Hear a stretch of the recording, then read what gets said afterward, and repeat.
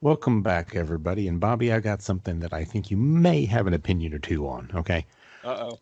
Discipline versus creativity. Can Yeah. you, as an artist, as a creator, have a disciplined schedule where you work on a regular basis from if whether it's the typical 9 to 5 schedule, okay, or whatever that schedule works out in your day, or is it better to wait until you are inspired? Should you wait for a spontaneous? Are you going to draw better, create better, write better when you feel that creativity and that excitement that you want to get into that project? Which is the better way to do things? um, let's see, which is I don't know if there is a better or worse way to do things. Myself, I try to look at it as a job, even though it's something that I really enjoy. It's a hobby. It's a job. Does inspiration strikes? Yes, definitely. Because I've constantly, you know me, I've constantly got 4 or 5 projects going on in my head all the time, from my comics to novels to D&D game. So there's like 4 or 5, and they're like totally different projects all the time. So when one hits me stronger than the other, I jump on it. Now, unfortunately, sometimes because I have so many projects, some of these do get put off, and sometimes they get put off a lot longer than I ever dreamed they would be. So, but for myself, I try to look at this as a job, especially when I do something and I say I'm going to deliver on time, like a Kickstarter project. Now, that Kickstarter project will now be a job. There's no procrastinating and no getting around it. There's a deadline. There's a work frame. We've got to meet all these different criterias to get this delivered to the customer because that's what we said. I know some Kickstarter guys who still want to procrastinate and hold back and don't ship their stuff. That's just looks bad on you. It just does. And the biggest thing is communication. So I guess it also depends on your lifestyle. Do you work a 9 to 5 job somewhere else? It's not creative, but I know it's what you got to do for you and your family. So your creative stuff is just your evenings, your weekends. It's a hobby. Then yeah, you're definitely working on inspiration. I always think it's better if you look on a project though as a job and break it down into the processes that it's going to take to get it there. I don't know. I think you need to take advantage of opportunities, especially like what's going on right now. So many people having to stay at home and stuff. If you're staying at home and you have an opportunity to branch out, to reach and set your goals and meet them, take advantage of that, man. Jump on it. Don't just Well, lag around. well, it's too easy to say. I gave you a very it's kind of a setup question because the ultimate answer is that's some of both. But that's too easy and too pat an answer. Just to say, well, do both, Right. be disciplined and wait till and be inspired. Because it's finding that balance between the two of them that is so difficult for so many creators. Because being disciplined, I mean, if you play guitar, okay, you Hmm. can't not play guitar for 6 months and then pick up the guitar and play as well as you did 6 months ago. There's muscle memory. There's the physicality of playing an instrument that if you don't keep those literal muscles in shape, you're not going to do as well. All right. Right. The same thing is true for an artist. Okay. If you are drawing every couple of months, okay, you lose that dexterity, that muscle memory of, how to draw. You cannot pick up where you left off. You do fall behind. Well, also you do pick up where you sort of left off as far as talent, and you're not expanding. The more you draw, the more you find little ways to get, I don't want to say shortcuts, but to do things better and maybe even faster. So when you're not constantly drawing, you're never pushing the boundaries of how to create. So you're constantly stuck in that 1990s image style, and you're never getting past that. you're not looking into better ways to do lighting and shadows. You're not looking at different ways to take your art using thin thicks. You pick it up every couple months and say, yeah, I'll draw this figure, or I'll draw this comic, boom, boom, boom, and then come back to it. So you're not pushing yourself to get better either. You're falling And a back on lot what of your skills are. true, and a lot of people can see that more physical nature of drawing, but they don't think of that so much for writing because you're not Oh, using a keyboard to type for speed when you're writing, but you have the same mental muscles that if you're not writing on a regular basis, it doesn't, you know, again, you have to get back into that the mind frame and you don't progress in your skills of how to structure your stories. Just the plain practice of making writing something that you do on a regular basis, on an everyday basis, is I think writers can be even more susceptible to I'll wait until I get inspired by a story idea. I'm raising my hand Right. because I yes, I could see that. Yeah. I just did that. Unfortunately, I came to a snag point, Camelot Forever, and I was like, okay. So I went off and did other things with the story constantly in my mind, and then got hit by inspiration, not on just the novel I was writing, but the second novel was also I have in progress.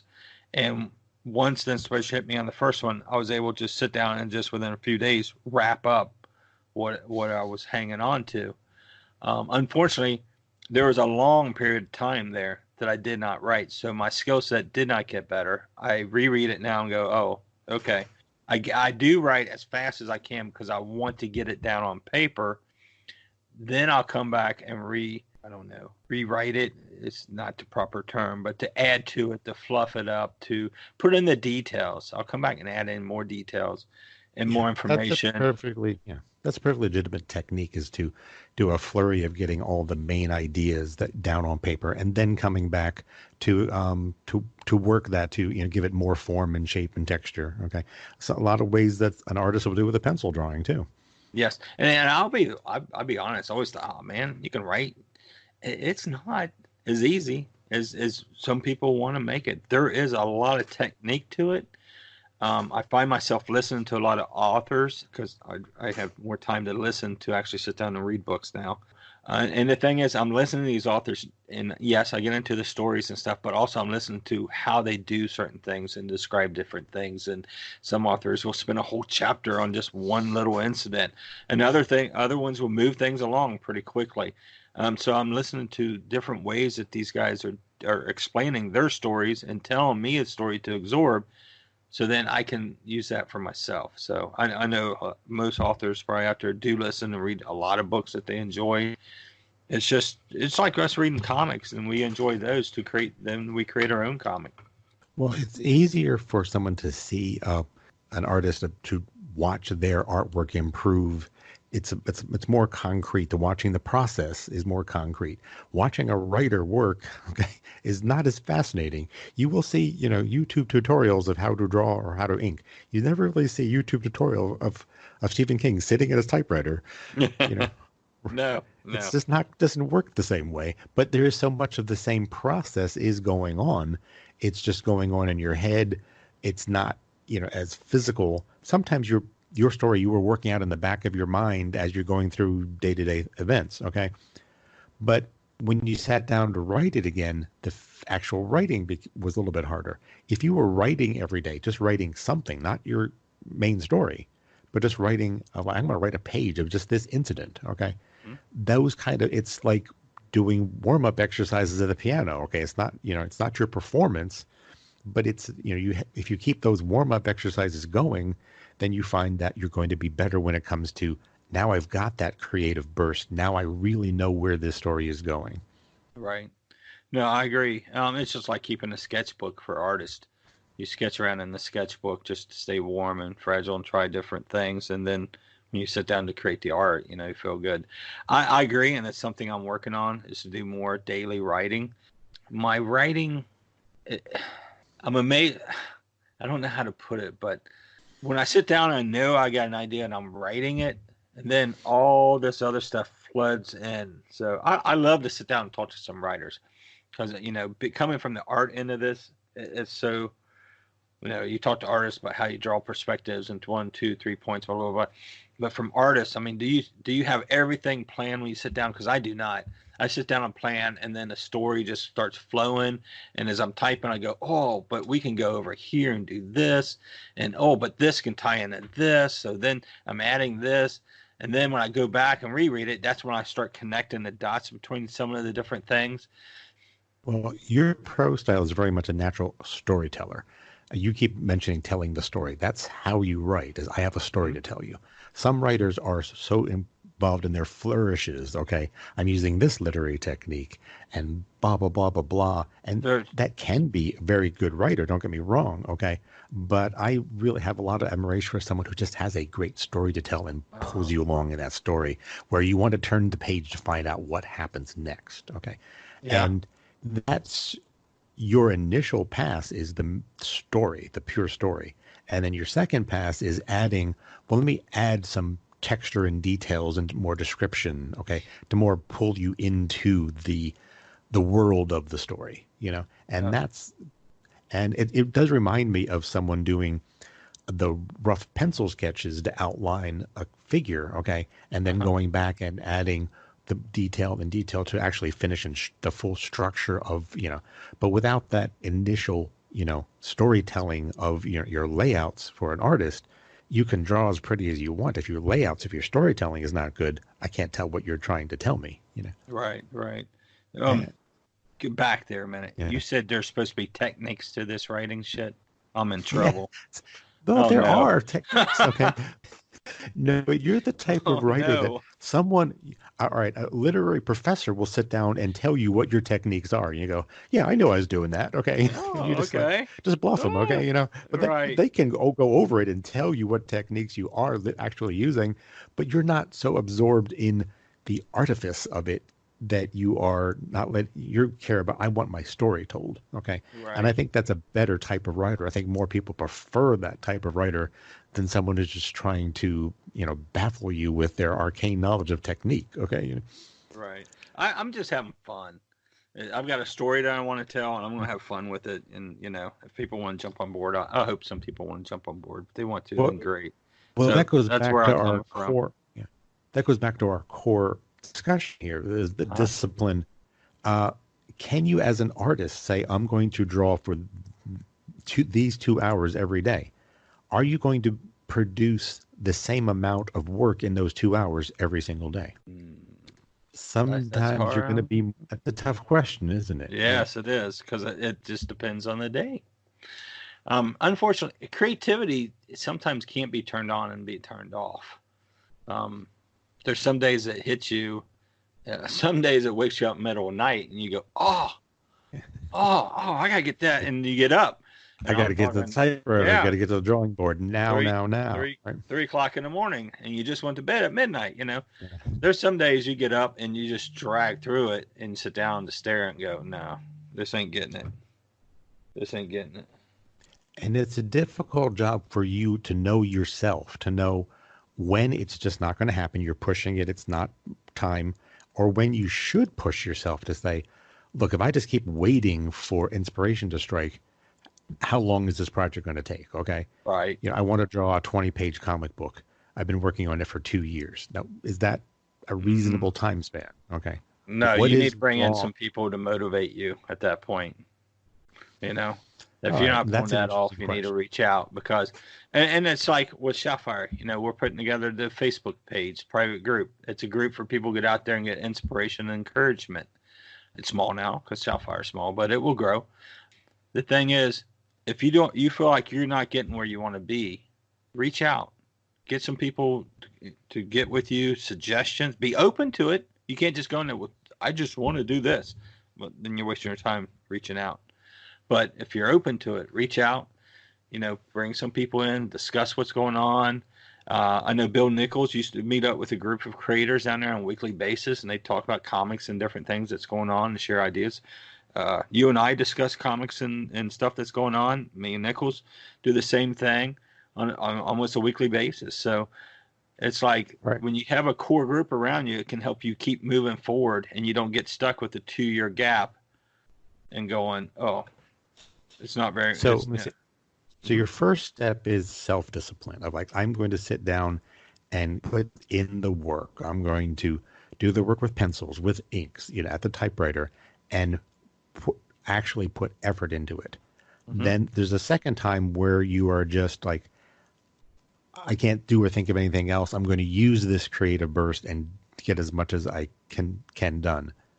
But then there's also the discipline of going over what did I do during this creative burst, and what now do I have to structure it so that it actually is finished as a product, not just, oh, look, I did a great pencil drawing. Okay, but let's do it to completion. Right. But there's also times when you say you not force the creativity, but you have to look outside of yourself to get back to that feeling of that creative energy, because you can burn yourself out, but other people can help to ignite those fires in you again. Yeah. And the cool thing with the net and everything now, I mean, one of my greatest times was having a studio and you get all jazzed up and get everybody else all jazzed up and you're throwing ideas and bouncing stuff around. That was a blast. We can do that on the net now, and we've been able to do it for a long time. But you can get into the Facebook groups and you get into chats and Google meetings and all that. Use it the same way, but stay encouraged. Keep yourself moving forward. It's just you can get yourself burned out. I don't know. I don't. You can be so close to your own project that you can't see the flaws, yes. but you also can't see what's good about it. Okay. Yes. You can become hypercritical of your own work where, no, I mean, yeah, there are flaws that can be improved, but no, it's not all garbage. Okay. There's a medium ground there. And sometimes you need that other perspective. Sometimes it's from a friend who is not a creative. Okay. But they're just going to give you some praise, and you need that. That's helpful. But sometimes you need that feedback from someone else who's going through what you're going through. And, it might not be as much pure praise, there could be some more constructive criticism, but that praise that you do get means more because it's from someone who knows what you're going through. Sure. Yeah, I can tell you what, some of the greatest praise I've got was getting a star from Wendy on when she read my script for Camelot Forever. Yes, hey people, she's a school teacher, so just let you know. Hey, that was many fun. years teaching elementary school, and well, yes, but you didn't only get that star when you got that frowny face earlier. Oh, I Man, know. that one hurt, didn't it? That one did hurt. That one did. Yeah. But we fixed it. Yes. We came back. But you came back. You got that star. Yes. And I don't know exactly what you're talking about, but it is funny how the fact that she was a school teacher and uses those same techniques you remember from a child and go like, man, this is serious. I can't deal with this frowny face. I got to fix this. Okay. That's right. I got to earn that star. But you have to reach out to people and stay motivated if that's what you need. So self-discipline, if you're good at it, it works. If not, try to build a community around yourself to get you to your goals. I think, that's sort of what you've got to do. Or look at it as a job. Every day I'm going to put 3 hours. I'm going to go down to the studio, put 3 hours in. But I think having that connection to community helps you to maintain that discipline. There's an ego to it. Okay. Your feelings are an important part of this. Emotion is an important part of creating anything. Okay. And your motivation can't always all come from yourself. I mean, you have to be self-motivated to a degree, but you need to know when, like, I need that extra boost. I need someone to help to motivate me. And then it's easier to get back to that discipline again. Okay. Yes. Look for those creative bursts, make use of them, but don't rely on them completely. You have to have that balance between discipline and pure creativity. Right. Nope. I agree. Okay. Well, I think that does wrap it for today, Bob. We're kind of out of time here, but I think that was a really good discussion of saying, well, no, it's not just the balance, but how do you create that balance? And that's an important thing that as a creative person, you have to learn and then relearn and relearn. Am I right? Yes. Yep. Say discipline, work on it, create your skills, have fun at the end of the day. That's what we're doing this, whether it's a hobby or a job. We decided to get in this crazy industry because we like and enjoy it and want to have fun. So, yep. I think that's the perfect last word. Thanks so much for your time today, Bob. We'll talk again soon. Thank you, Bill. Take care. Bye-bye.